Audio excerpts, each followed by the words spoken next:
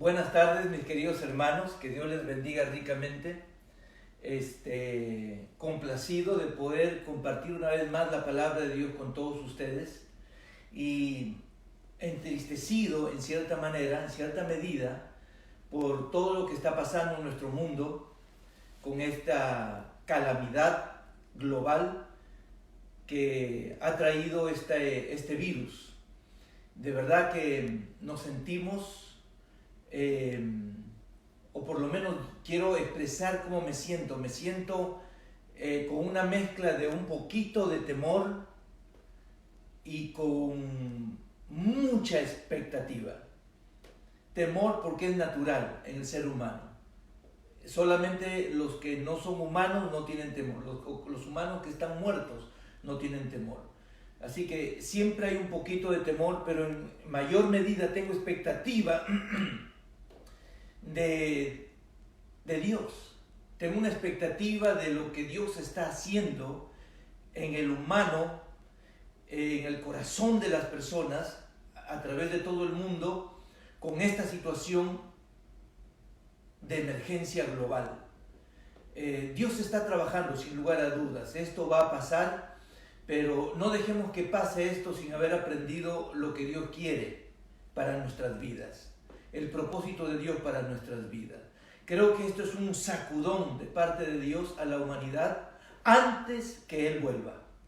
Amén. Quizás es el último sacudón, quizás es el último aviso, es la última señal, quizás, o una de las últimas, porque yo no soy profeta como de los tiempos bíblicos, pero sí soy un profeta porque predico la palabra de Dios y especialmente me gusta y me siento obligado a predicar las profecías bíblicas, ¿verdad? ¿Sabía usted que la cuarta parte de toda la Biblia, está dedicada a profecías, ¿verdad?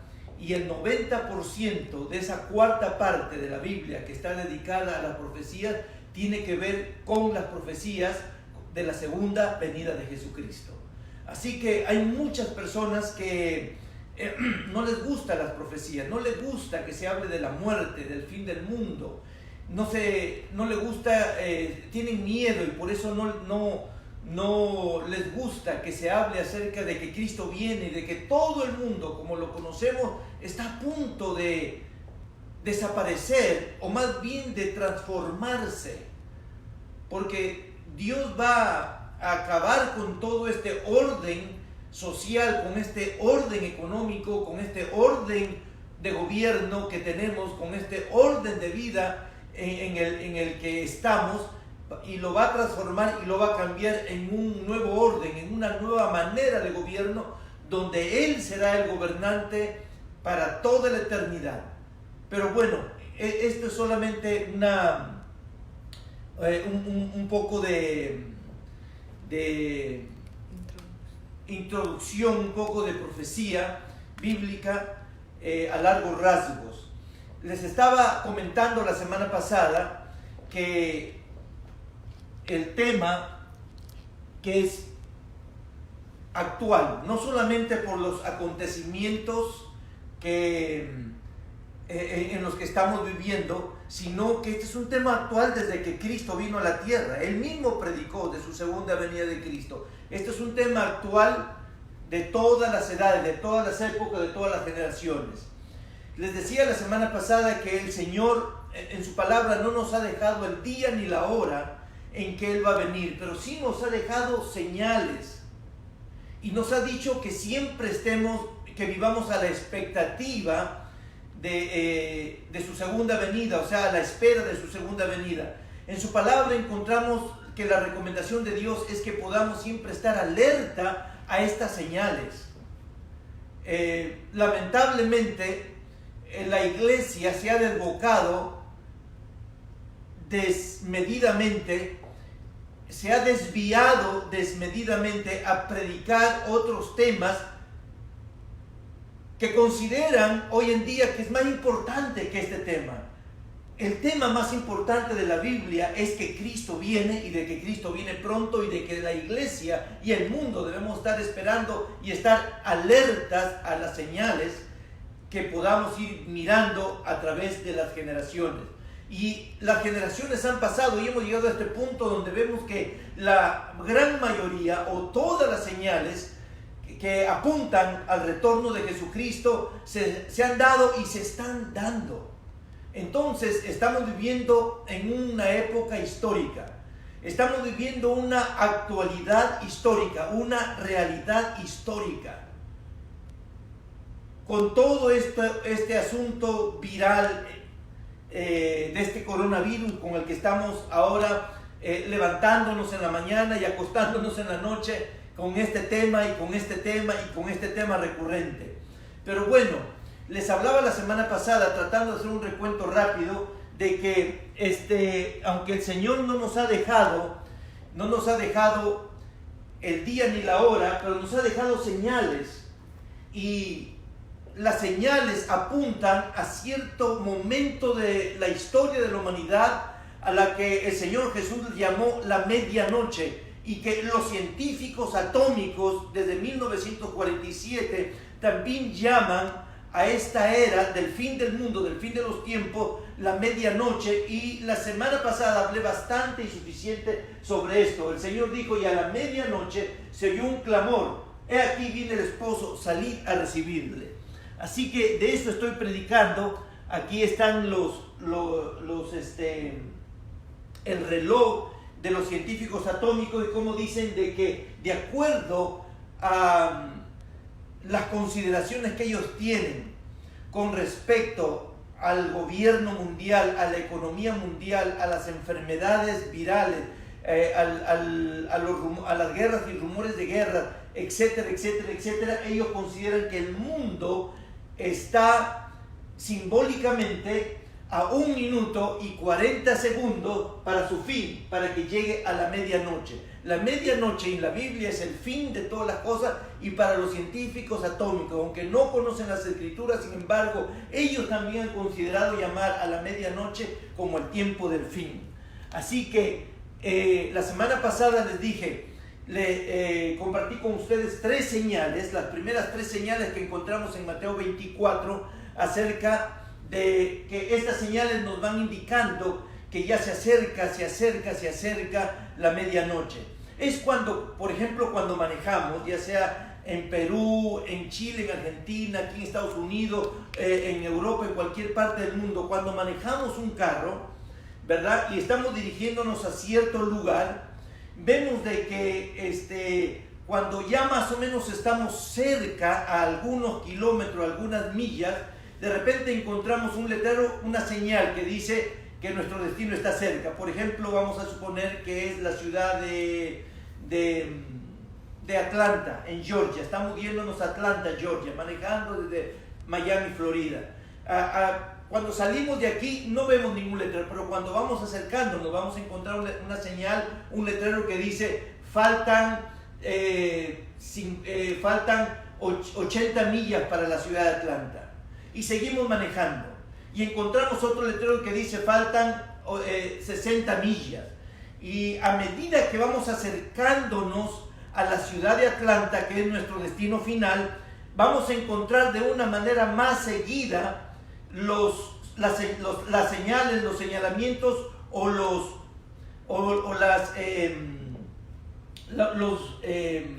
letreros que nos dicen que estamos cerca. Cuando estábamos a 60 millas, después de 30 o 40 millas encontramos otro, pero cuando ya estamos a unas 20 millas, cada 4, cada 3, cada milla encontramos un letrero, una señal que nos dice ya estás a punto de llegar, estás a punto de llegar. Así son estas señales, ¿verdad? A partir de que el Señor Jesús subió al reino de los cielos, la iglesia quedó a la expectativa de que Él iba a regresar por segunda vez, y empezaron a mirar las señales.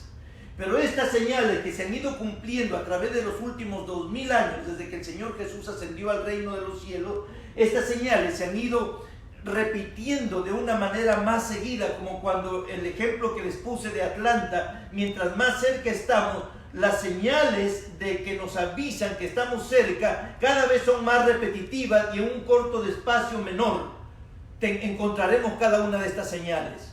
Así son estas señales.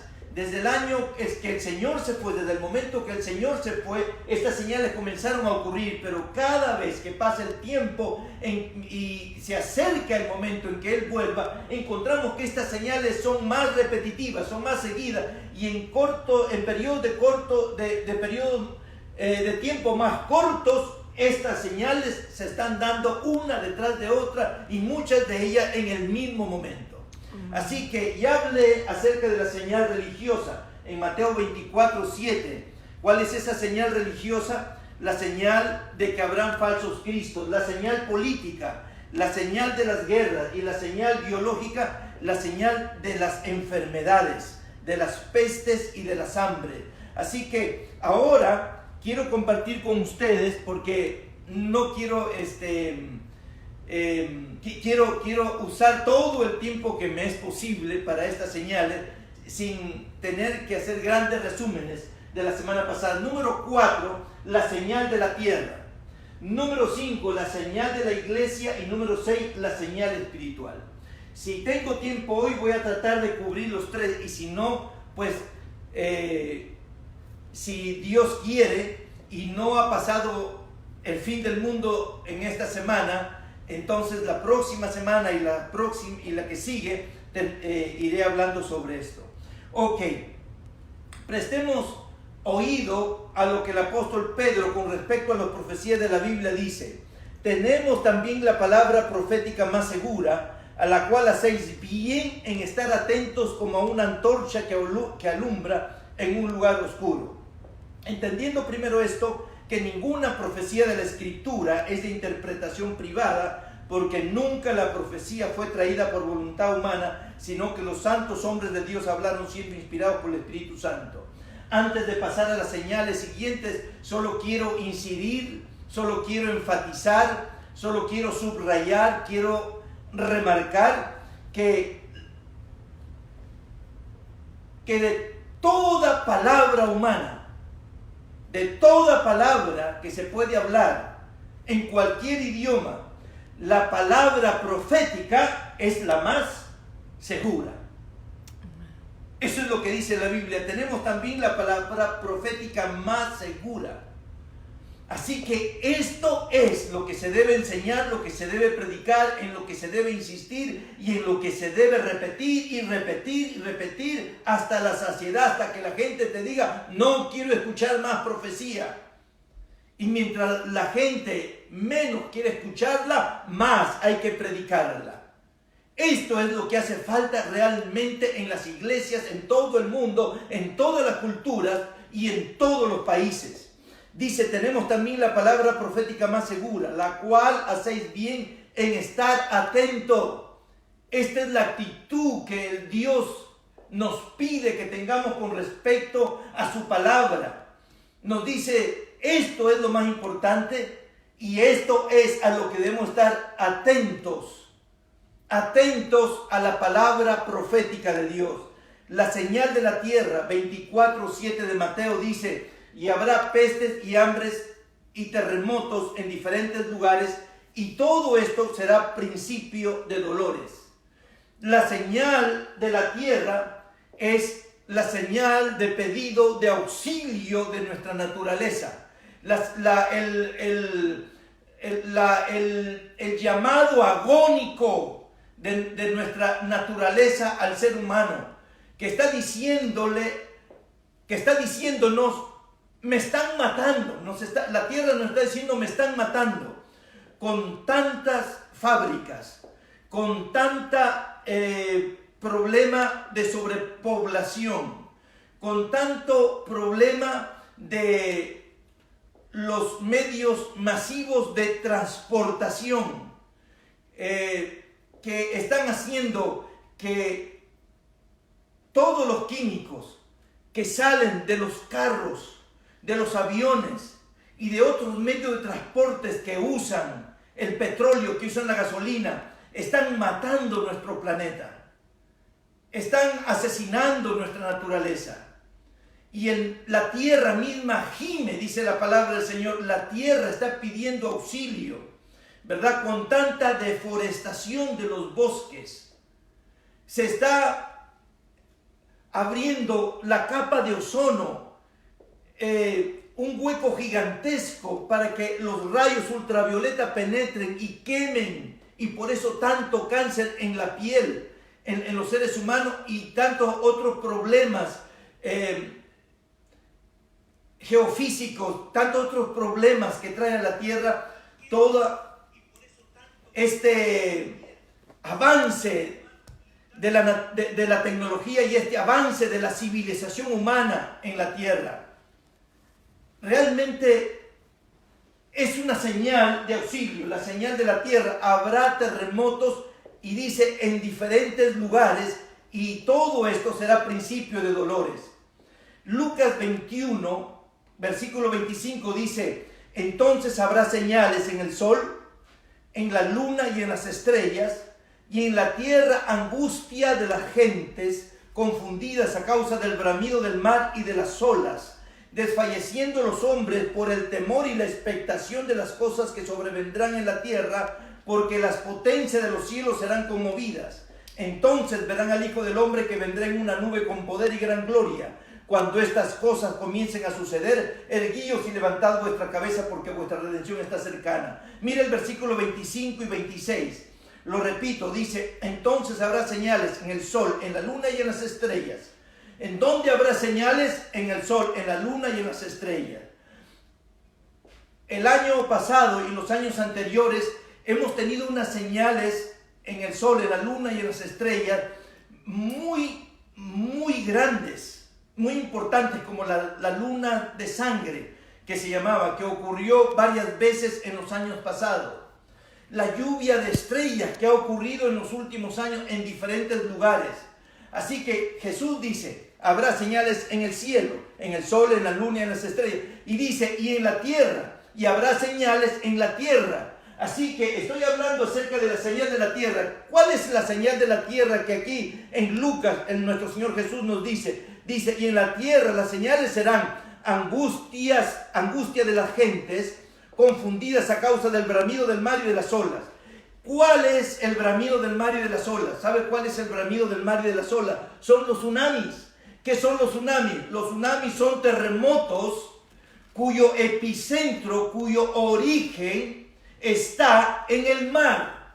Y ese movimiento telúrico, ese terremoto debajo en la tierra, debajo de esas inmensas cantidades de toneladas de agua que están encima, provocan ese tsunami que tira el agua hacia las costas y puede por muchas millas invadir y matar gente, como lo hemos visto en el tsunami, en el famoso tsunami en Asia, donde murieron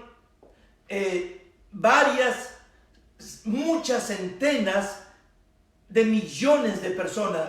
Algo extraordinario que algunos hermanos allá en Columbus, Ohio, recordarán que yo tuve un sueño justamente unos meses antes de que ocurra ese tsunami en Asia, que yo vi en un país de gente asiática, porque yo en mi sueño reconocía a la gente asiática. Es más, yo iba con dos pequeños asiáticos que son amigos de unos pastores, amigos nuestros chinos, y yo iba en el sueño y yo vi cómo el mar se levantó y arrasaba con todo, pero a estos niños y a mí el mar nos pegó, pero no nos tocó, ni siquiera nos mojó. Pero bueno, ese es un sueño que tuve justo meses antes de ese tsunami. Un tsunami son terremotos, y el Señor Jesús dijo: habrán dos tipos de señales, unas señales en el cielo y otras en la tierra. Las señales en el cielo lo hemos visto pasar a través de las generaciones y las décadas, pero las señales en la tierra, el Señor fue muy específico, diciendo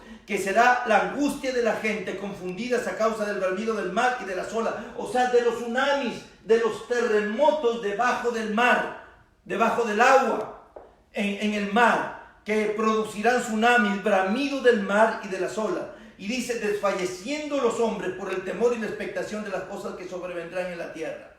Imagínese usted el temor que produce un terremoto. Yo no sé tú, pero yo he estado en un terremoto grande en Perú cuando yo era niño, tenía 12 o 13 años más o menos. Es horrible. En ese tiempo mi pueblo no tenía asfalto, algunas calles, o creo que todas las calles no tenían asfalto todavía. Y cuando mis hermanos y yo salimos a la calle por causa de ese terremoto, y eso que cerca al lugar donde yo vivía no fue el epicentro, fue lejos, sin embargo se sintió con una fuerza que cuando salimos no podíamos ver casi a nuestros vecinos, porque como las calles eran de tierra y de polvo, el movimiento de la tierra había sido tan fuerte que levantó el polvo y casi no podíamos ver a los vecinos de al frente, y las calles son pequeñas en estos pueblos, y sin embargo casi no podíamos verlo. Lo recuerdo tan gráficamente, tan vívidamente, aquí en mi recuerdo, en mis memorias, ¿verdad? Puedo recordar tan coloridamente todo cómo veía a las personas en medio de esta confusión, de este llanto y del polvo de la tierra que había levantado. Y recuerdo haber visto personas en mi pueblo que sin terremotos y sin todo este tipo de problemas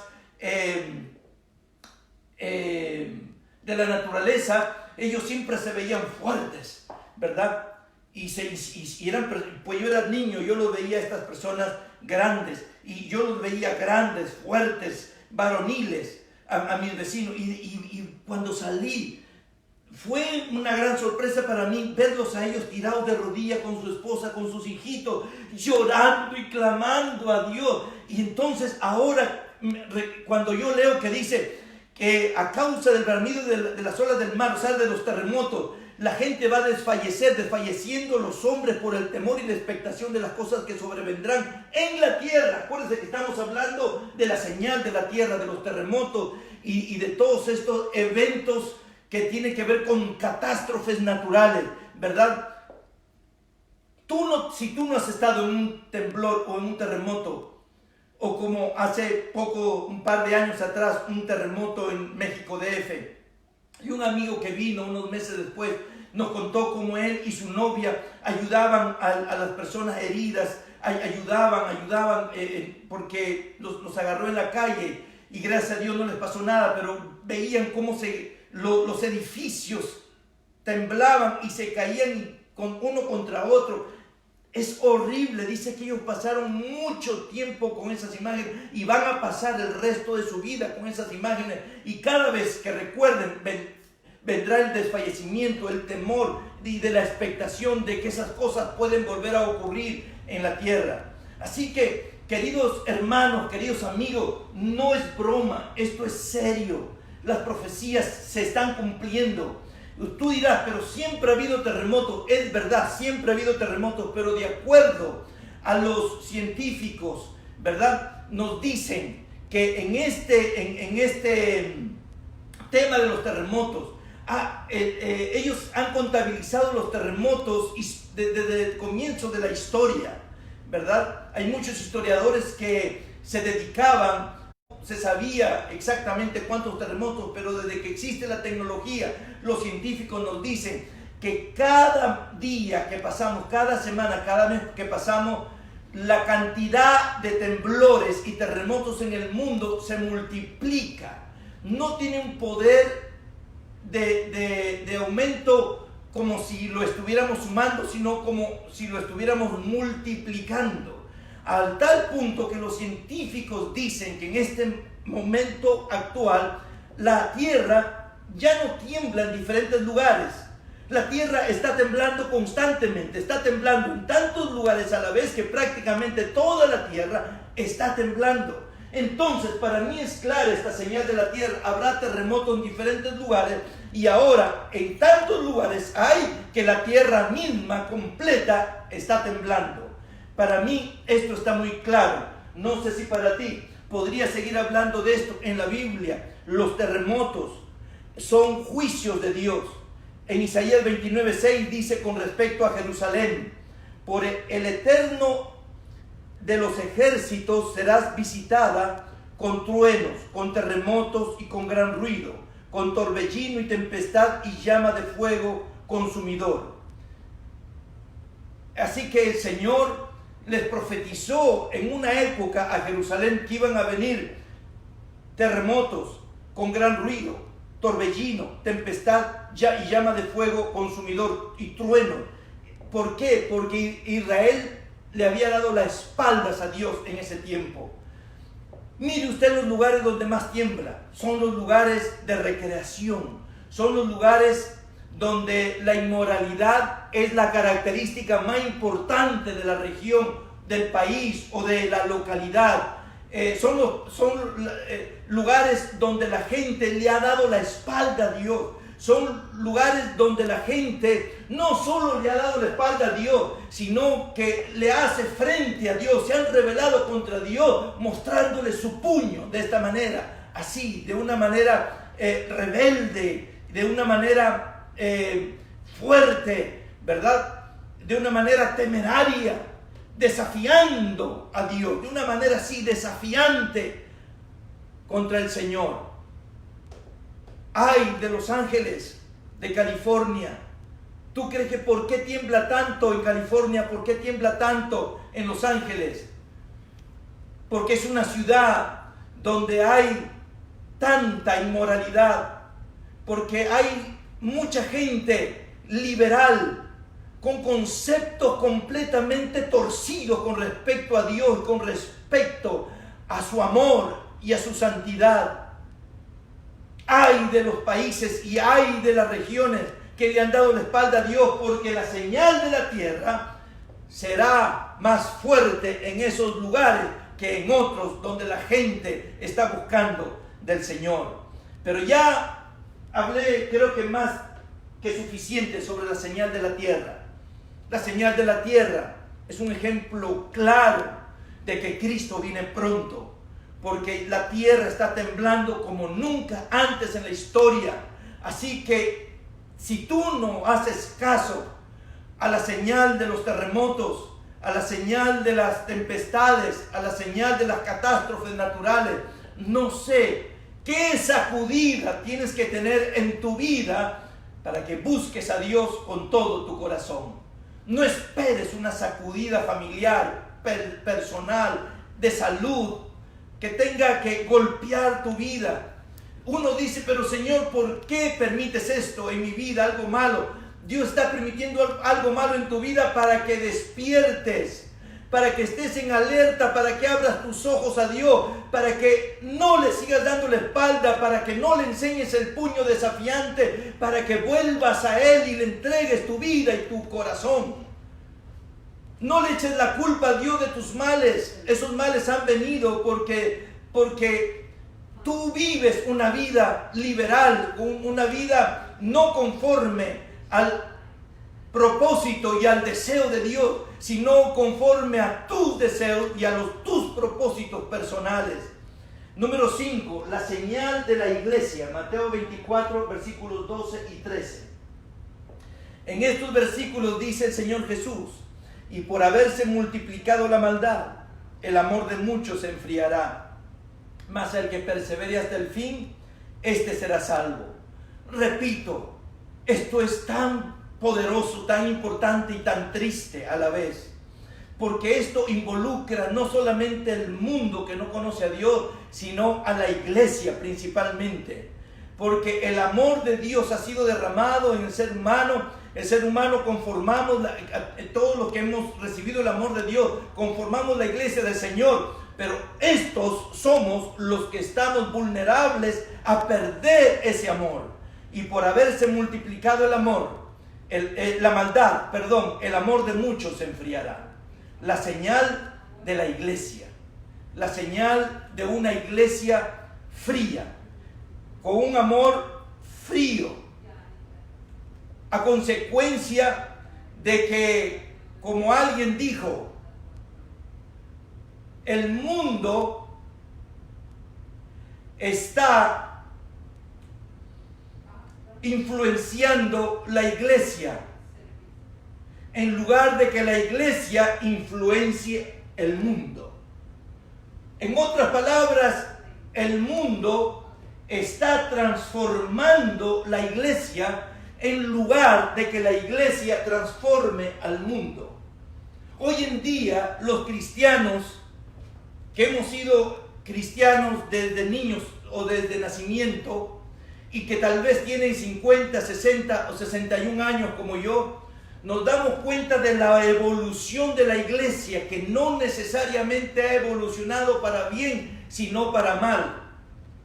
Hoy en día vivimos en un tiempo que está profetizado también por el apóstol Pablo. Llegarán tiempos peligrosos, dijo el apóstol. Llegarán tiempos que vivirá la iglesia en tiempos peligrosos, que la iglesia apostatará de su fe, o sea, se rebelará en contra de su fe. Seguirá siendo iglesia, pero seguirá los caminos que el hombre le dicta y no lo que Dios dicta a través de su palabra.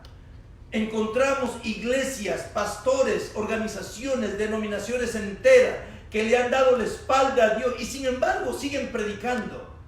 Y de eso hablaré cuando hable la próxima semana acerca de la señal de la moralidad, ¿verdad? Pero hoy en día, en este momento solo lo menciono. Por haberse multiplicado la maldad, el amor de muchos se enfriará. En la traducción del lenguaje actual dice, la gente en este último tiempo, ¿verdad? La gente será tan mala que la mayoría dejará de amarse. Amigos, y sobre todo hermanos en la fe, escucha bien, porque esto tiene que ver contigo y conmigo, no tanto con la gente del mundo. Esta es la señal de la iglesia. El Señor dijo, antes que yo venga, mi iglesia va a tener un comportamiento contrario a lo que enseña mi palabra. ¿Cuál será ese comportamiento contrario? En lugar de amarse, se odiarán. Y le digo, yo he visto esta iglesia del Señor desde que tengo uso de razón hasta mis 61 años en la actualidad, desviarse, desbocarse lamentablemente hacia el mal. Pastores que se pelean unos con los otros en la radio, en la televisión.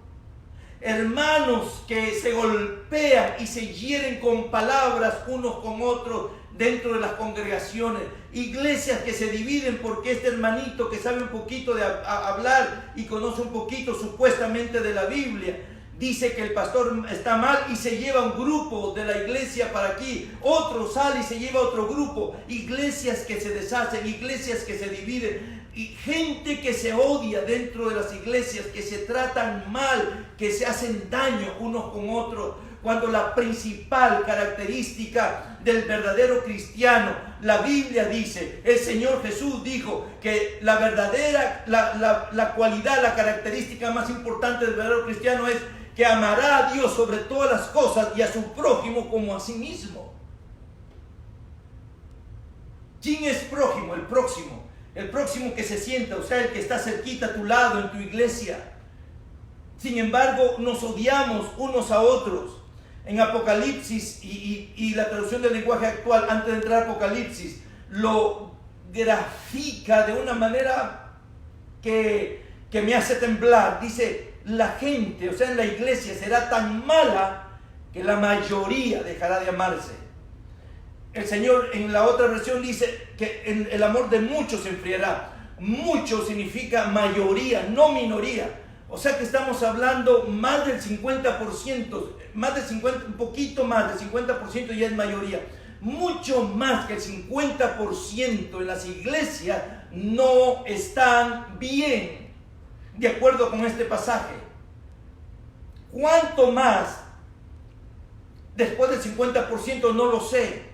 ¿Será 51%? ¿Será 60%? ¿70%? ¿80%? ¿Será 65%? No sé. Pero la Biblia, Jesús dijo que será la mayoría en los cuales su amor se enfriará. Y en la versión de traducción actual dice que la mayoría dejará de amarse. Allí con mayor razón, con una traducción más actual, dice: la gente será tan mala, hablando de la gente de la iglesia, no del mundo, que la gente será tan mala que la mayoría dejará de amarse. pastores que son criticados de una manera inconcebible. Pastores que están trabajando, haciendo el esfuerzo posible por ganar un alma.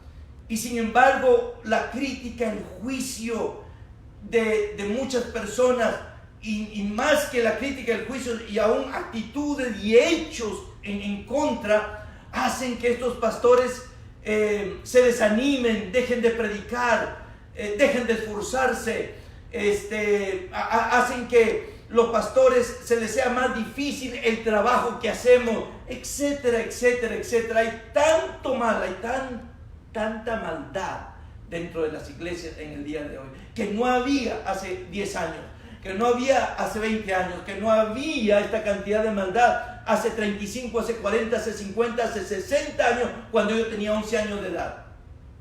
No, 50 años cuando yo tenía 11 años de edad. No había esa maldad hace 50 años. La gente se amaba, había un amor más puro, habían relaciones más simples, habían relaciones más fraternas, habían relaciones más desinteresadas, habían relaciones más puras, habían relaciones con motivaciones buenas detrás de todo, habían relaciones hermosas. La gente se apoyaba de verdad, la gente se respaldaba de verdad, la gente era capaz de dar su vida por su hermano en la iglesia. Hoy en día la gente no da su vida por el otro, sino que quiere la vida del otro. Es increíble lo que tenemos hoy en día en nuestra iglesia. Ahora sí paso a Apocalipsis capítulo 2, versículos del 1 al 5. Dice: escribe al ángel de la iglesia en Éfeso, el que tiene las 7 estrellas en su diestra, el que anda en medio de los 7 candeleros de oro, dice esto: yo conozco tus obras y tu arduo trabajo y paciencia, y que no puedes soportar a los malos, y has probado a los que se dicen ser apóstoles y no lo son, y los has hallado mentirosos. También has sufrido y has tenido paciencia y has trabajado arduamente por amor de mi nombre, y no has desmayado. Pero, aquí viene el gran pero tengo contra ti que has dejado tu primer amor. Recuerda por tanto de dónde has caído y arrepiéntete y haz las primeras obras. Pues si no te arrepientes, entonces vendré pronto a ti y quitaré tu candelero de su lugar si no te hubieres arrepentido. Mira, le está hablando a la iglesia, no al mundo, la iglesia de Éfeso. Éfeso era una hermosa iglesia que fundó el apóstol Pablo. Era una iglesia maravillosa, era una iglesia grande, fuerte, dinámica, trabajadora. Dice: yo conozco tus obras. ¿Qué obra? Tu arduo trabajo. Era una iglesia dinámica y trabajadora. Y conozco tu paciencia. Era una iglesia con una actitud de paciencia maravillosa, que no puede soportar a los malos. Una iglesia que tenía una alta moralidad. Has probado los que se dicen ser apóstoles y no lo son, y los has hallado mentirosos. Una iglesia que hasta tenía el don de, ¿cómo se dice ese don? De discernimiento espiritual. Una iglesia con una disposición al sufrimiento, dice, y has sufrido. ¡Wow! Y has tenido paciencia, lo repite. Y has trabajado arduamente por amor de mi nombre. Esta es una repetición del versículo anterior, pero aquí hay algo añadido extra. Y no has desmayado. Una iglesia aún perseverante. Eso es lo que encontramos hoy en día. Iglesias que trabajan, y hacen, y programa, y viajes, y construcción, y predicación, y worship, alabanza, y ensayo, aquí, allá, que cuando se le dice: hermano, vamos a orar, no tengo tiempo para orar, porque estoy tan ocupado haciendo la obra del ministerio. Vamos a ayunar, no tengo tiempo de ayunar, estoy tan ocupado haciendo la obra del ministerio. Una iglesia así es la que refleja el espejo en esta palabra, en Apocalipsis 2 del 1 al 5. Yo conozco tus obras, sé todo lo que sufres por mí, das mucho dinero para la iglesia y todo lo demás, pero tengo contra ti que has dejado tu primer amor.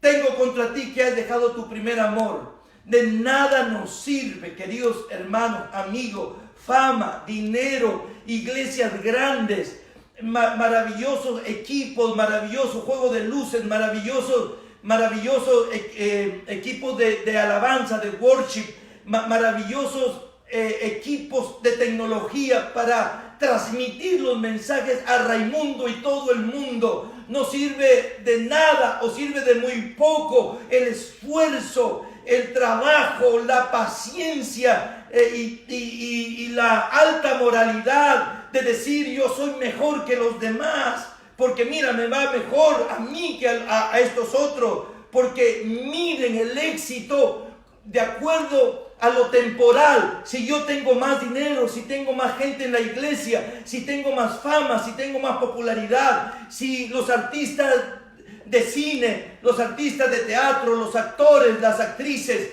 los cantantes de moda me llaman a mí para ser su pastor, o porque viajo en jet privado de mis amigos o en mi propio jet porque soy tan exitoso, ¿verdad? Dios está conmigo. No, eso no necesariamente significa que Dios está con esa persona.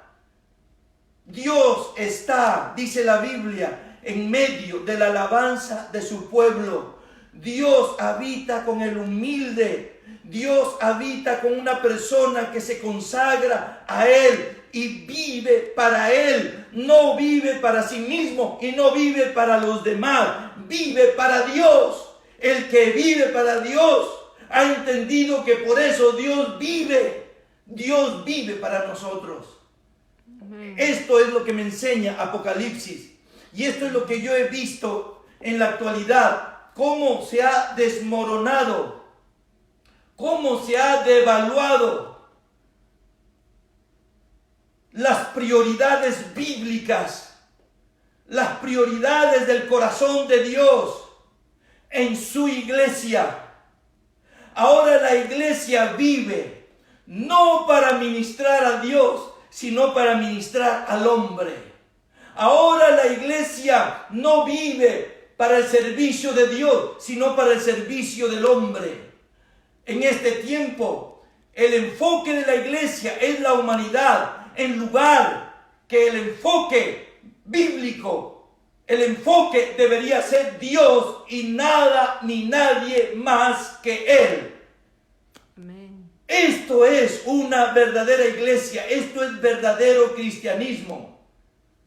Pero cuando vivimos para nosotros, y no me refiero solo a pastores, sino al cristiano en general, cuando vivimos para nosotros mismos, vivimos para sentirnos bien, vamos a la iglesia para que se nos ayude, para que se nos fortalezca la fe, para que se nos divierta espiritualmente, para que se nos alimente espiritualmente. Vamos a la iglesia solamente para descubrir que algo nuevo tiene Dios para mí.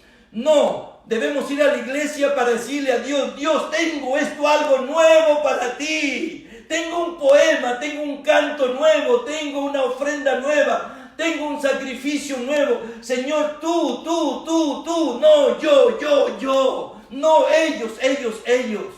Yo no sé si me estoy dejando entender con todo lo que estoy diciendo. Lo que quiero decir en una simple oración: la iglesia actual, y no me refiero con eso a toda la iglesia, pero sí me refiero a la mayoría, porque la Biblia dice que es la mayoría. En los tiempos finales, la mayoría de las iglesias habrán dejado su primer amor.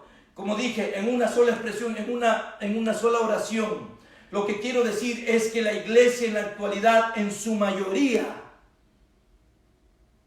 han cambiado sus prioridades. Mira las 3 P's, a ver si me acuerdo, porque de esto hablé hace años en la iglesia en Ohio, de las 3 P.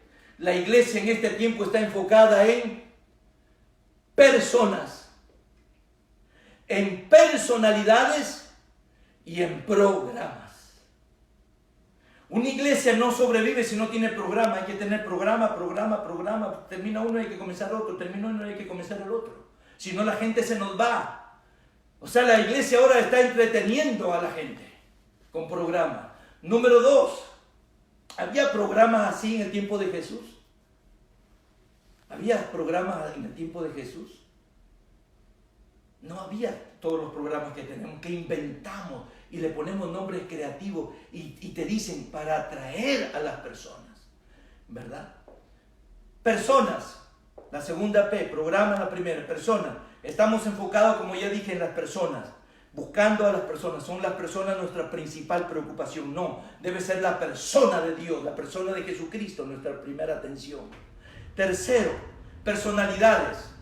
Personas son personas comunes, personalidades son personas influyentes, grandes pastores, pastores afamados, ¿verdad? Pastores que tienen que aliviantar, aligerar su mensaje para no ofender a este grupo de LGTBQ, para no ofender a este grupo de la Asociación de Profesionales de mi país, para no ofender a este grupo de los políticos más relevantes del momento, para no ofender a este grupo etcétera, etcétera, para no ofender a nadie.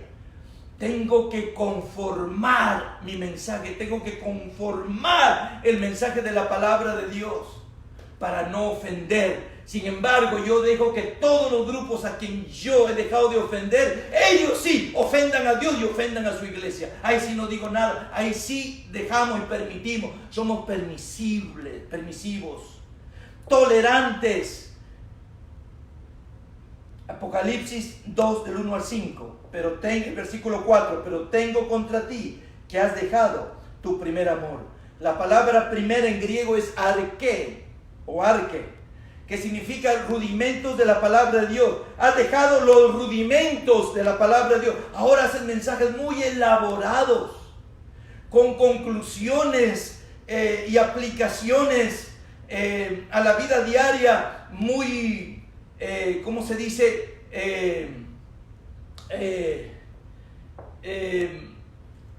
Usando palabras para que suenes como un gran psicólogo, para que el pastor suene como un gran pensador, ¿verdad? Como un influencer. Ahora hasta nuestra ropa nos están diciendo que nos cambiemos. Yo estoy predicando un poco informal en los últimos tiempos porque estamos comenzando, pero yo voy a volver a mi formalidad de siempre. Y no quiero ir un poco más allá, porque de eso hablaré si tengo tiempo en un minuto. Cuando dice primer amor, primer en griego es arke, significa rudimentos de la palabra de Dios, significa principal. O sea, has dejado lo principal. También primer significa el más distinguido. Has dejado lo más distinguido de la palabra de Dios. También significa el más importante, has dejado lo más importante. Y significa arke, también es prominente, has dejado lo más prominente de la palabra de Dios. Iglesia, has dejado el primer amor, has dejado de amar a los demás como a ti mismo. El evangelio es muy sencillo, queridos hermanos. El evangelio es muy sencillo. El Señor Jesús no solo al Evangelio, sino al Antiguo y al Nuevo Testamento lo resumió en dos. Y Él dijo que toda la ley y los profetas y todo el conocimiento bíblico se resume a dos cosas. Ama a Dios sobre todas las cosas y a tu prójimo como a ti mismo. ¿Cuál es la más grande característica del verdadero cristiano? Amarse los unos a los otros. Jesús dijo, el amor cubrirá multitud de fallas, errores. Y será una señal que son mi iglesia, que son mis discípulos. Cuando el mundo vea que ustedes se amen unos a otros, realmente la gente va a buscar a Dios. Cuando vea un verdadero amor. Pero ¿cómo la gente va a ir a tu iglesia? Cuando sabes que tú vienes de otra iglesia, habiendo dejado una huella espantosa en la que saliste. Pero ¿cómo la gente va a querer ir a tu iglesia cuando sabe que tú y tu esposa se trata tan mal en privado, pero en público aparecen como dos tortolitos, como dos pajaritos? Pero la gente más cercana sabe, la gente más íntima, mira, y la gente sabe distinguir. La gente del mundo son tremendos. Cuando van a una iglesia, ellos tienen un poder de discernimiento increíble. increíble y se pueden dar cuenta si es una iglesia donde de verdad hay un amor bueno, saludable, bíblico, o donde simplemente, como en el resto del mundo, todo es careta, fachada y todo es superficial.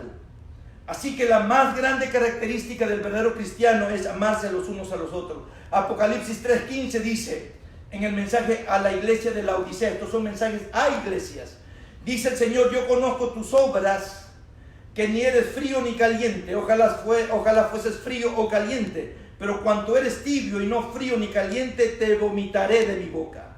¿Por qué dice el Señor? Si en Mateo dice que la iglesia, una señal de su segunda venida que tiene que ver con la iglesia será que ésta va a decaer, va a enfriarse su amor, y aquí dice: mejor es que seas frío o caliente, pero no tibio, por cuanto yo te vomitaré de mi boca. Porque no significa que el amor de los cristianos se haya muerto, sino solo se ha enfriado.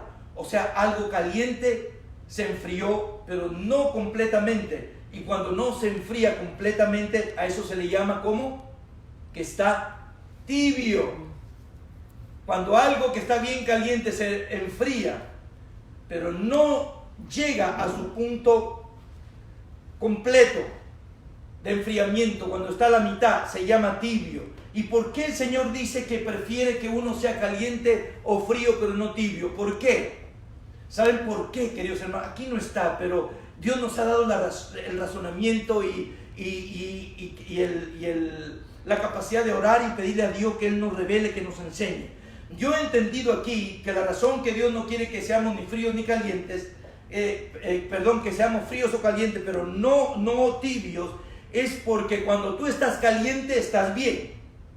Cuando tú estás frío estás mal. Cuando tú estás mal te das cuenta que estás mal. Como el hijo pródigo, que primero estaba caliente, estaba con su hermano mayor, estaba con su padre, que representan al Padre y al Hijo Jesucristo. Y el hijo pródigo estaba bien con su padre, con su hermano mayor, pero cuando se alejó, el amor por ellos se enfrió. Y se enfrió de tal manera en que llegó a su punto climático, a la parte más fría de lo que no se puede poner más fría una relación, porque se alejó completamente y vivió para él y todo lo que sabemos de la historia del hijo pródigo. Entonces él en esa condición se pudo dar cuenta que estaba mal. Cuando uno está en término medio, cuando uno está tibio, porque todavía sigue yendo a la iglesia, no se ha ido, todavía continúa diezmando, no ha dejado de dar, todavía continúa esforzándose por hacer esto, por ayudar, por etcétera, etcétera. Esa persona en ese estado tibio cree que está bien. Cuando juzga a otro, cree que está bien. Cuando critica al otro, cree que está bien. Cuando uno está en el término medio, uno es un fariseo, uno es un hipócrita. Uno ve que todo el mundo está mal y la única persona aquí que está bien soy yo. Los fariseos no se les había acabado completamente el amor, se les había enfriado, eran tibios, y eso se llama hipocresía. Así que yo conozco tus obras, que ni eres frío ni caliente. Ojalá fueses frío, para que te des cuenta que estés frío, porque si no, no te vas a dar cuenta. O caliente, porque pues ahí estás bien. Pero por cuanto eres tibio y no frío ni caliente, te vomitaré de mi boca. Así que es mejor ser frío o ser caliente, estar bien, bien, bien, o estar mal, mal. Porque aquí estás bien y aquí te das cuenta que no estás bien. Ojalá me esté dando a entender con lo que estoy explicando. Hermanos queridos, con respecto a iglesias vanguardistas, iglesias nuevas, modernas, que están apareciendo y que se abarrotan de gente inclusive, y se llaman a sí mismos vanguardistas, modernas, progresistas, distinguidas, destacadas, sobresalientes, notables, etcétera, como se llamen estas iglesias. Si no tienes como prioridad al Dios de los cielos, al Dios de la tierra, al Dios creador, si no tienes como prioridad el reino de Dios, si no tienes como prioridad la sangre de Jesucristo, que es la única que nos salva de todo pecado, por gracia y a través de nuestra fe, si no enseñas y no predicas de que Cristo viene pronto, y de que pronto significa ya, significa muy pronto, estás frío, estás mal, estamos mal realmente. El cristianismo está bajo ataque. Desde hace poquito más de 2000 años existe el cristianismo. Es la iglesia más grande del mundo, realmente, la que tiene más miembros en todo el mundo. Está bajo asedio, fuerte y malvado. El ataque no es violento como era antes, que perseguían a los cristianos. Que los cristianos éramos, en el principio del cristianismo, eran perseguidos y los mataban, los asesinaban, los descuartizaban. Hoy este ataque, esta persecución es más sutil, ¿verdad? Por la falsa ciencia, por el liberalismo, por la mundanalidad, que tantas iglesias profesan ser cristianas, pero están agonizando en su fe y en su auténtico amor por Dios y por los demás. Realmente estamos viviendo en tiempos peligrosos. Yo podría seguir hablando un poco más de esto, pero no tengo tiempo. Y no sé cómo voy de tiempo, pero creo que no voy a tener tiempo para las 6. Voy a terminar en las 5 hoy.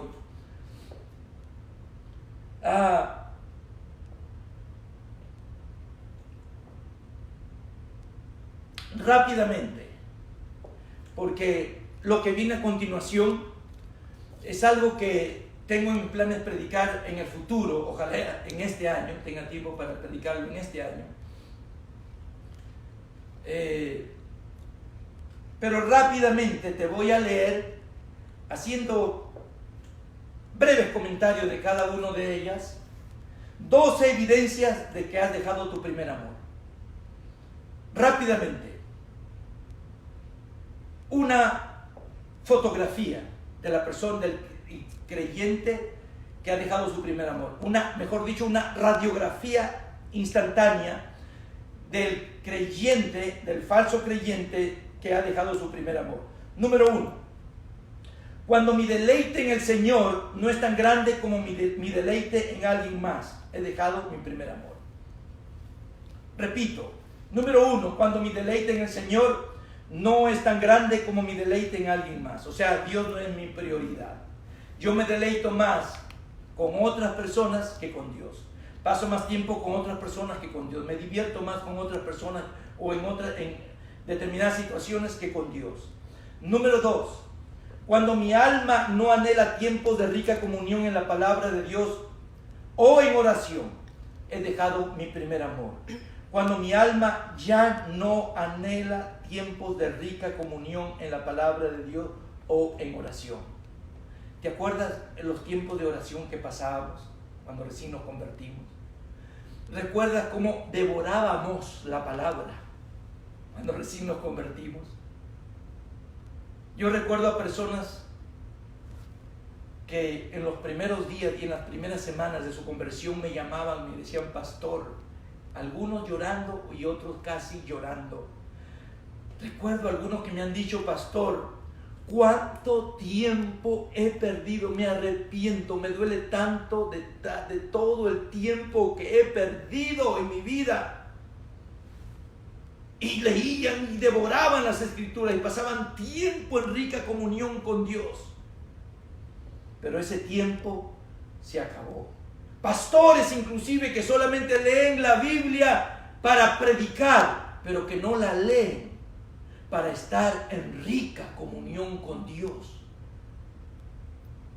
Si hay pastores que me escuchan, que me ven, un pastor, escucha bien, un pastor mínimamente debe de leer la Biblia completa una vez por año.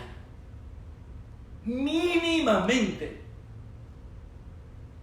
Y este estándar de rica comunión con Dios en su palabra no solamente debe ser para pastores, sino para cada hombre o mujer que ha entregado su vida al Señor.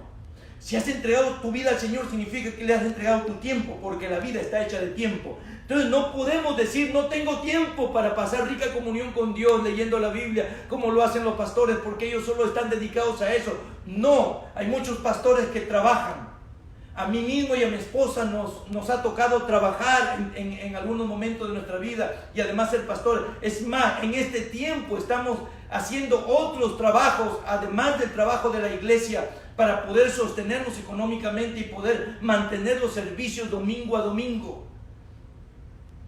Sin embargo, yo no puedo darme el lujo de disminuir, mucho menos de abandonar mi rica comunión con Dios a través de su palabra, a través de la oración. Tengo que mantener el ritmo, porque si yo no mantengo el ritmo, entonces el ritmo del trabajo se va a apoderar de mí, el ritmo de las relaciones con personas que no conocen a Dios se va a apoderar de mí, el ritmo de el contagio de la influencia negativa de personas que no conocen a Dios, con quienes me relaciono, van a verse en mí.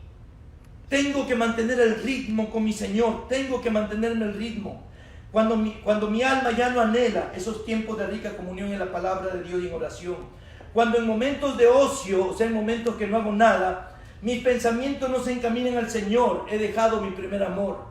Cuando estoy de vacaciones, uno dice, pues estoy de vacaciones, significa que tampoco voy a la iglesia, entonces tampoco leo la Biblia, entonces tampoco oro, entonces tampoco hago lo que yo debo de hacer para el Señor. Número 4, cuando declaro y digo, pues soy humano y por eso cedo fácilmente ante las cosas que desagradan al Señor. Es que soy humano, por eso cedo fácilmente a las cosas que desagradan al Señor. Sí, eres humano, pero el Señor ha venido y te ha dado sobre tu humanidad, sobre nuestra humanidad, un hombre nuevo. La Biblia llama ya las cosas viejas pasaron. He aquí, todo es hecho nuevo, nuevamente.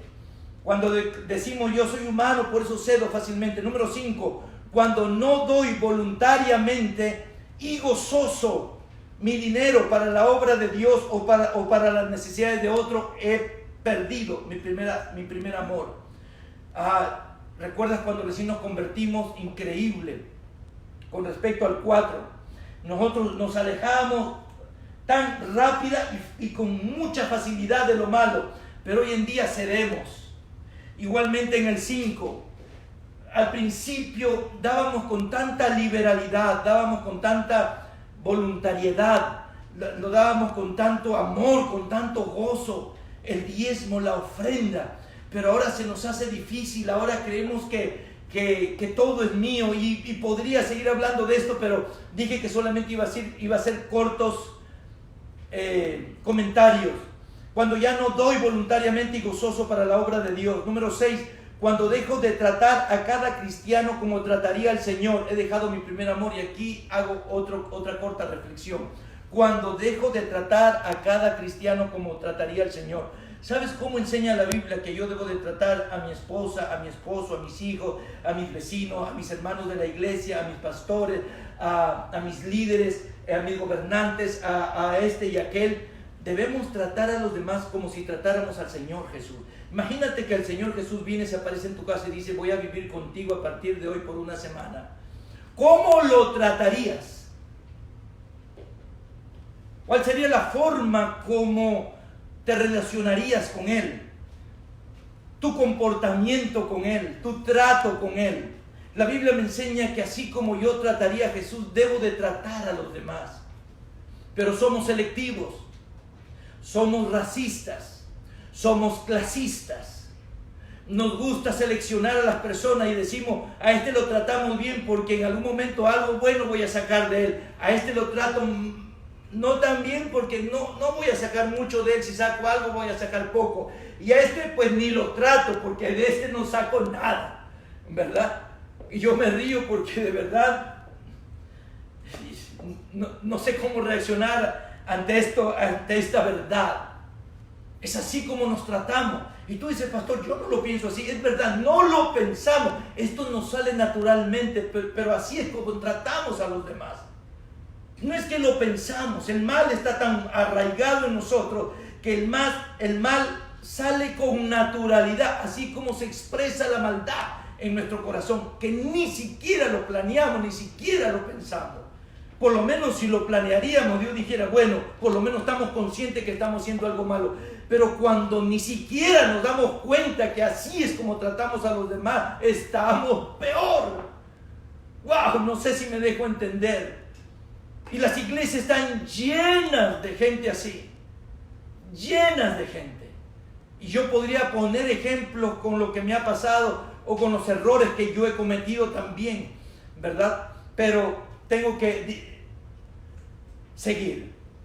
Cuando dejo de tratar a cada cristiano como trataría al Señor, he dejado mi primer amor. Si hablo mal de este, hablo mal de aquel, de este no, de este sí. Wow. Número 7. Cuando miro los mandamientos de Cristo como restricciones a mi felicidad, en lugar de verlos como expresiones de su amor. El Señor no ha dejado sus mandamientos para mi mal, sino para mi bien. No es para hacerme la vida difícil, sino ha dejado sus mandamientos para mi felicidad. Si yo los acato, me va bien. Si yo los deshonro, si no los obedezco, me va mal. Mire las órdenes que el gobierno está dando actualmente con este virus, con esta pandemia. Te dice, quédate en casa. La gente dice, no me gusta quedarme en casa. Pero lo obedeces. Si lo obedeces, no te va a dar la enfermedad. Pero si desobedeces y empiezas a salir por la calle, tienes casi el 100% de probabilidades seguras de que te va a dar el virus, te va a dar la enfermedad. Así que cuando hay reglas y hay leyes, no es para hacernos la vida más mal de la que ya tal vez nos la sentimos, sino para nuestra felicidad. Y así es con Dios. Dios no nos ha dado sus mandamientos para hacernos la vida mala, sino buena, mejores. Entonces, cuando yo trastoco estos pensamientos, cuando yo no veo correctamente el trato de Dios conmigo, ha dejado mi primer amor. Cuando lucho intensamente por la aprobación de este mundo, por la fama de este mundo, en lugar de buscar la aprobación del Señor, he dejado mi primer amor. Y esto es, hermanos queridos, neurálgico, es un punto importantísimo, es algo recurrente en las relaciones y es algo recurrente en la sociedad. La gran mayoría quiere darse a conocer, pero ¿por qué? Quieren la aprobación del mundo, pero no están buscando con la misma pasión y con la misma fuerza e intensidad la aprobación de Dios. Hermanos, ¿qué es más importante, la aprobación del mundo o la aprobación de Dios? Hermanos queridos, ¿de qué vale que tengamos la aprobación del mundo, que todos nos sonrían y nos aplaudan, cuando Dios está triste y enojado con nosotros? Cuando yo busco el aplauso de los demás, la aprobación de los demás, pero no de Dios, estoy en caminos muy equivocados y he dejado mi primer amor. Cuando fallo en dar a conocer a Cristo o sus palabras, por temor a ser rechazado o por vergüenza, cuando no predico del amor de Cristo por sentirme por creer que me van a rechazar o porque me da vergüenza hacerlo, he despreciado mi primer amor, he dejado mi primer amor. ¿Te acuerdas cuando recién nos convertimos, cómo nos desvivíamos porque otras personas sepan lo que yo ahora sé, que tengan lo que yo ahora tengo, que posean lo que yo ahora poseo, la vida eterna, la salvación, mi pasaporte al cielo? Hoy en día lo relegamos en último lugar. Cuando rehúso abandonar una actividad que yo sé que está ofendiendo al hermano más débil, he dejado mi primer amor.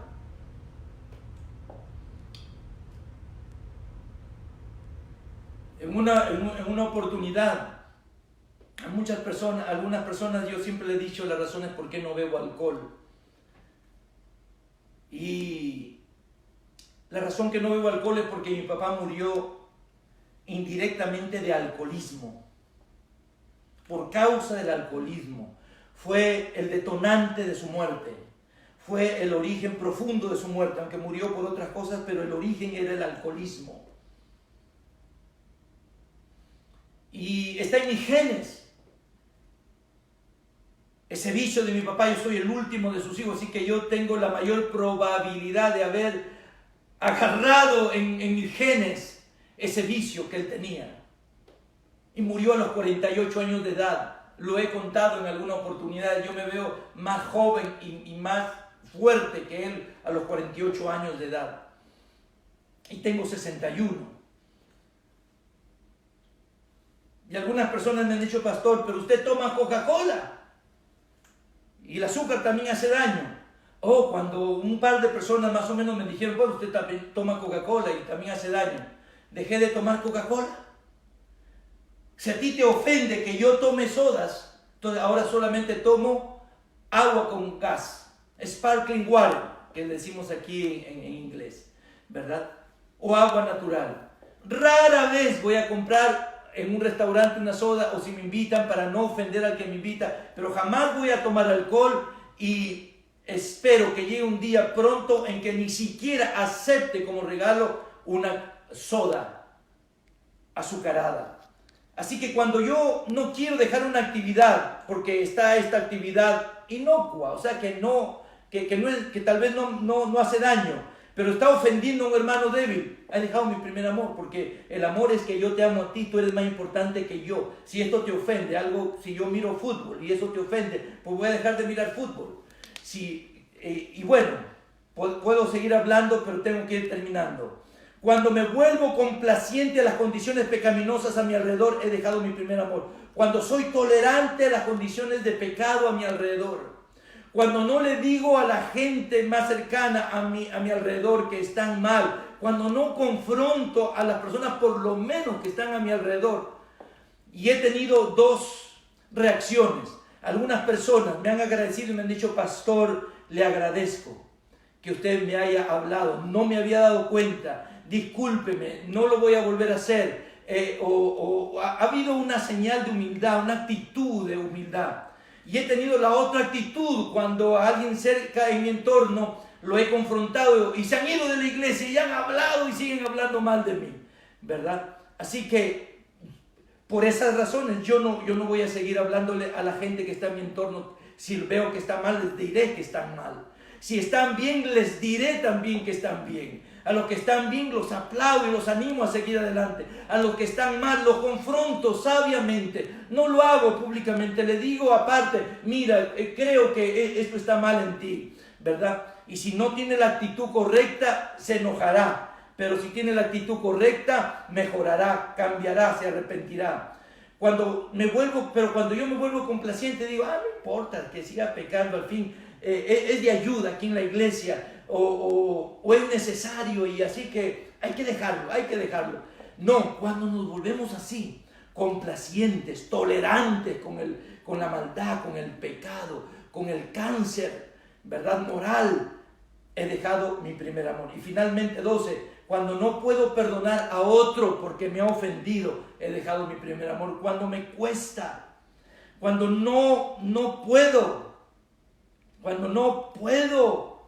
perdonar, cuando me cuesta disculpar, cuando me cuesta liberar a las personas, porque el que ha ofendido está en peor condición que el ofendido. He dejado mi primer amor. Señal cuarta, la señal de la tierra, los terremotos. La señal quinta, la señal de la iglesia. Hemos dejado nuestro primer amor.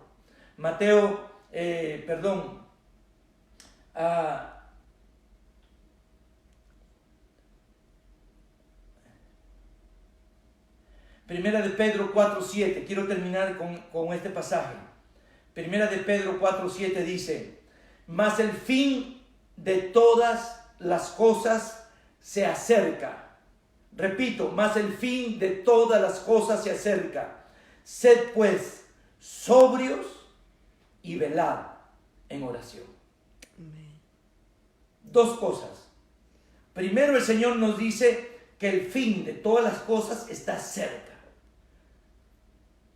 Nos alarma, nos despierta, nos enseña, nos sacude, nos entrena, nos llama la atención, diciéndonos, ¡hey, escuchen! Esta es la noticia más importante.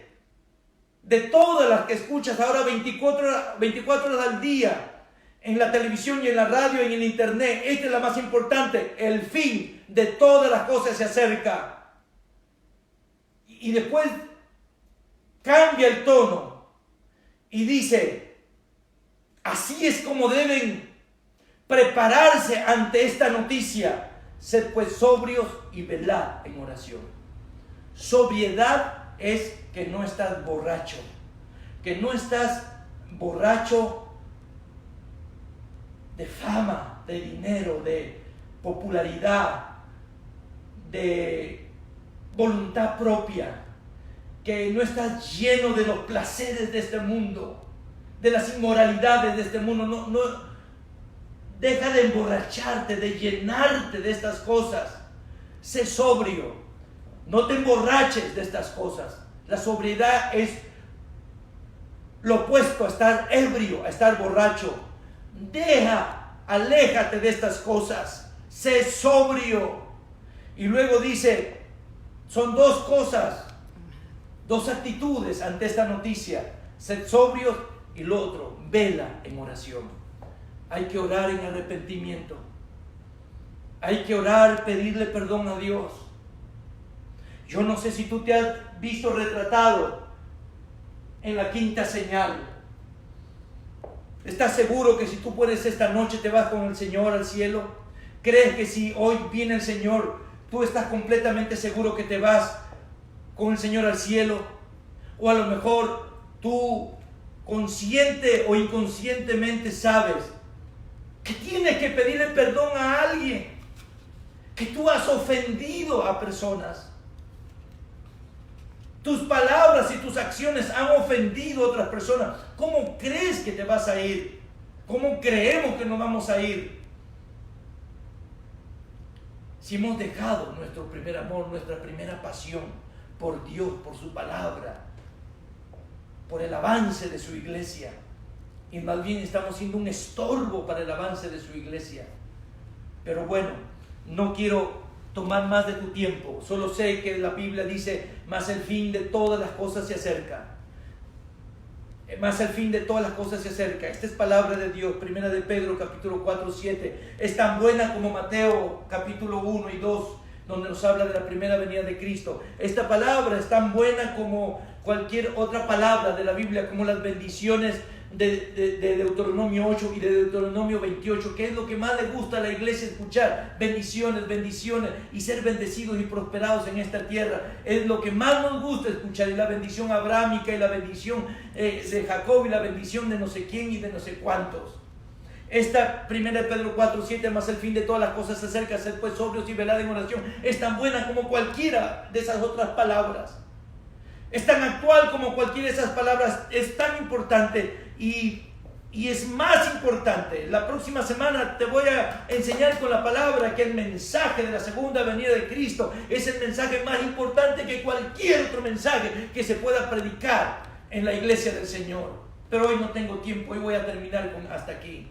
Por favor, donde quiera que estés, pues ya los templos se cerraron temporalmente. Estás en tu casa, ahí en tu recámara, en tu cama donde estás escuchando este mensaje, en tu sala, en tu comedor, sentado alrededor de la mesa en familia, o en tu sofá, o en tu sillón favorito, o tal vez estás en una hamaca, estás tal vez en el patio trasero o delantero de tu casa, no sé, sentado en tu carro, no sé dónde estás en este momento, pero donde estés, haz un alto, cierra tus ojos. Iglesia, te predico a ti primero, porque de nosotros depende la salvación del mundo. En cierto sentido de nosotros depende. Iglesia, arrepintámonos. Escucha bien lo que te digo, no te estoy diciendo arrepiéntete, me estoy incluyendo. Arrepintámonos de nuestros pecados, de nuestras borracheras, no con alcohol, sino esas borracheras de la comida de placer del mundo, alimentando nuestro ego, alimentándonos espiritualmente, teniendo mucha comida espiritual sin darla a aquellos que lo necesitan tan igual como nosotros. Arrepintámonos de haber perdido nuestro primer amor. No somos los mismos que aquel que apenas se convirtió. No eres el mismo, no eres la misma. No soy el mismo Eduardo Julca que se convirtió a los 11 años y medio y que tenía una pasión por ganar las almas y ganar el mundo entero para Cristo. No soy ese mismo muchachito, no soy ese mismo jovencito que caminaba por muchos lugares, hasta manejando bicicleta en montañas allá en Panamá para predicar el mensaje del Evangelio. Hoy, si no tenemos un avión, si no tenemos un buen carro que manejar, ya no queremos ir a esos lugares. No somos los mismos, las mismas personas que nos convertimos a Cristo. Hoy nos hemos convertido en sabe Dios qué, pero hemos crecido amorfos, hemos crecido sin forma, sin la forma correcta, dándole prioridades a unas cosas temporales más que a otras cosas que son eternas. Y personas que no son de iglesia, que si me escuchas también, este mensaje es para ti. Si tú no aprendes a ser sobrio y velar en oración, si tú no te arrepientes y vienes a Cristo con todo tu corazón, aquí te quedarás. Igual que cualquier otra persona que llámese cristiano aún, pero que de verdad no conoce a Dios, está fuera de sus caminos, aquí se quedará también. Yo no quiero quedarme aquí. Yo quiero volar con mi Señor cuando Él venga. Y quiero ser arrebatado si aún estoy vivo. Y quiero ser transformado si esté muerto para ese momento. Porque los muertos en Cristo resucitarán primero y todos seremos transformados en un momento a otro, en un abrir y cerrar de ojos. Dice la palabra del Señor. De que Cristo viene y de que pronto. Sed sobrios en oración. Porque la palabra de Dios dice, el fin de todas las cosas se acerca. Padre Celestial, te pido perdón, Señor, con todo mi corazón, porque no soy tu mejor hijo, mucho menos tu mejor siervo. De hecho, siento que soy el último, el más inútil, el menos dotado,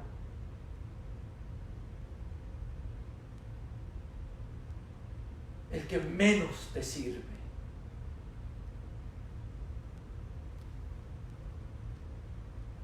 Perdóname, Señor. Perdona a mi esposa, perdona a mis hijos, perdona a mis nietos. Porque el sacerdote siempre oraba en primer lugar pidiendo perdón por él, por su familia y luego por el pueblo de Israel. Te pido que perdones a tu iglesia, Señor. A tu iglesia que no lo hemos hecho bien, lo hemos hecho mal. Hemos crecido mal. Contumaces y duros de servir somos, como el pueblo de Israel en el desierto. Obedeciendo solo tu palabra, la que nos conviene. Y haciéndonos, Señor, de la vista que no ve, haciéndonos, Señor, como que no vemos esa palabra que no nos conviene. Perdón, Señor. Perdóname, Padre. Perdóname, Dios. Ojalá pueda hallar en ti, Señor, en alguna parte de tu corazón, el que me perdones, el que puedas tener misericordia de mí, aunque sea un poquito solamente. Pero bastará ese poquito para que si no puedo salvar a todo el mundo, me salve a mí mismo y y salve a mi esposa y a mis hijos y a mis nietos. Tu amada iglesia, la iglesia que me has dado a pastorear, que no son muchos, Señor. Si me dieras esa gracia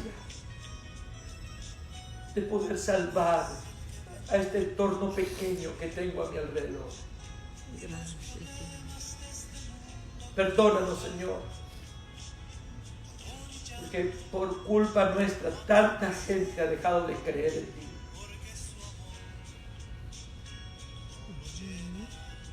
Perdónanos, Señor, porque el error del abogado está en la cárcel. El error del médico está en el cementerio. Pero el error de tu iglesia está en el infierno.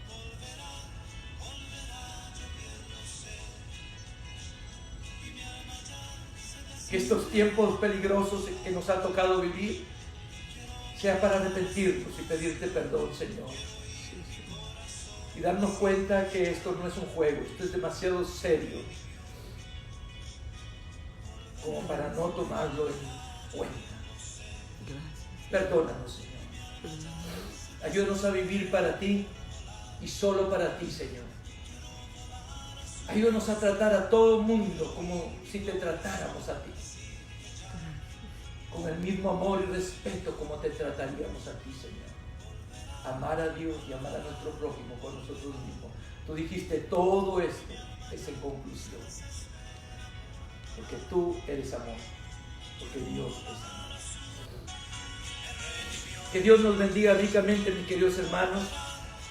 Voy a ver si en esta semana tenemos algo más para ustedes, pero si no, el próximo domingo estaré aquí siguiendo y predicando las otras partes que tiene que ver con las 12 señales, o las señales de la medianoche. Que Dios nos bendiga a todos.